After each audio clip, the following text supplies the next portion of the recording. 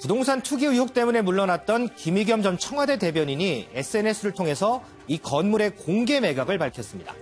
부동산 안정을 위한 문재인 정부 정책의 걸림돌이 되지 않기 위해 매각을 결심했답니다.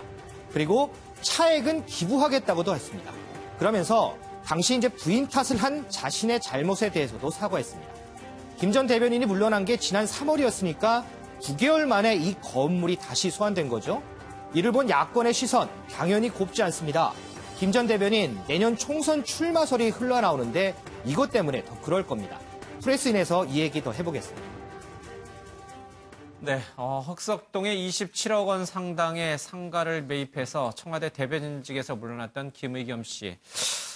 이것을 공개 매각하겠다라고 이제 SNS에 글을 올렸어요. 왜 갑자기 이 시점에 이런 글을 올린 것인지 일각에서는 총선에 나가기 위해서 그런 것 아니냐라는 해석도 나오고요.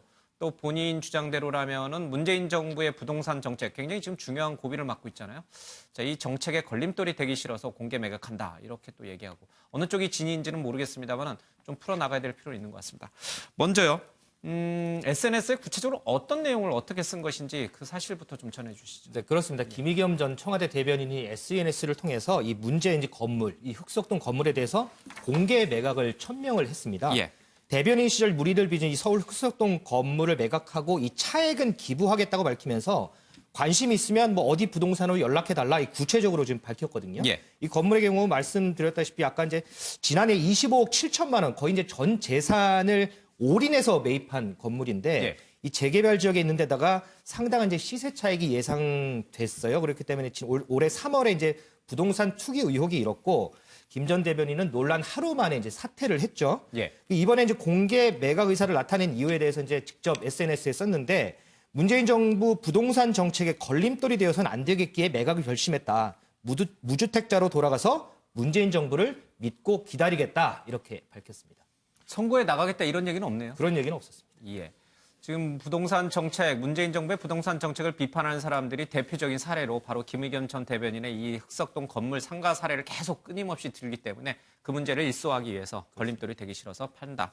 이런 얘기를 좀 했군요. 아내에게 미안하다. 이런 얘기도 있었어요. 김 전 대변인이 그 살퇴할 당시에 이제 기자들한테 문자 메시지를 보냈어요. 거기에 어떤 게 있었냐면 아내가 나와 상의하지 않고 내린 결정이었고 본인이 알았을 때는 이미 되돌릴 수가 없었다 이렇게 밝혔는데 그래서 이제 당시 이제 김의겸 대변인한테 아내 탓을 한다 이런 비판이 좀 일었거든요. 그런데 이번에 이제 SNS 글에서 당시에 가장 아픈 대목이 아내 탓을 한 거였다 이렇게 그러면서 이제 잘못 판단했다 이렇게 좀 밝히기도 했어요. 근데 당시에 이제 물러나든 마당이니까 그 정도 한타는 해도 되리라 이렇게 생각을 했다. 근데 이게 졸렬했다 이렇게 밝혔는데 이번에 이제 올린 글을 보면 흑석동 건물을 잡기 위해서 가계약을 하고 집주인에게 돈을 입금하던 시기에 자신은 순방 때문에 비행기 안에 있었다라고 밝히면서 이제 순방 당시에 글을 올렸는데 이것 또한 이전 변명과 좀 다르지 않다 이런 비판도 좀 나오기도 합니다. 있습니다. 평생 전세소로 살았는데 이것이 발목을 잡을 줄은 이제 상상도 못했다. 아내 탓을 한 것은 졸렬했다.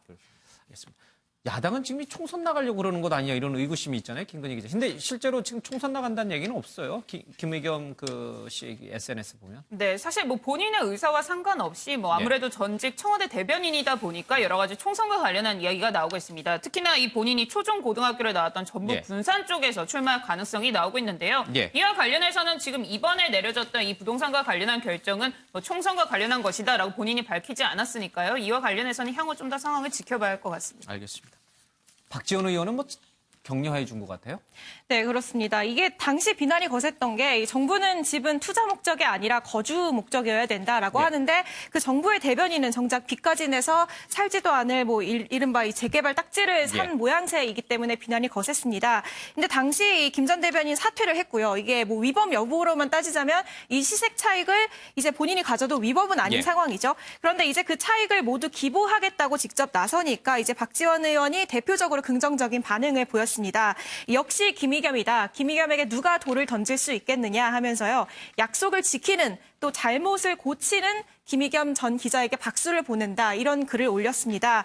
그런데 또 반면 이 자유한국당 원내대변인은 뭐 기부를 하면 관사를 활용한 부동산 투기가 용서가 되는 거냐 이런 비판의 목소리를 하면서 박지원 의원을 향해서 양다리라며 저격글을 올리기도 했습니다. 알겠습니다.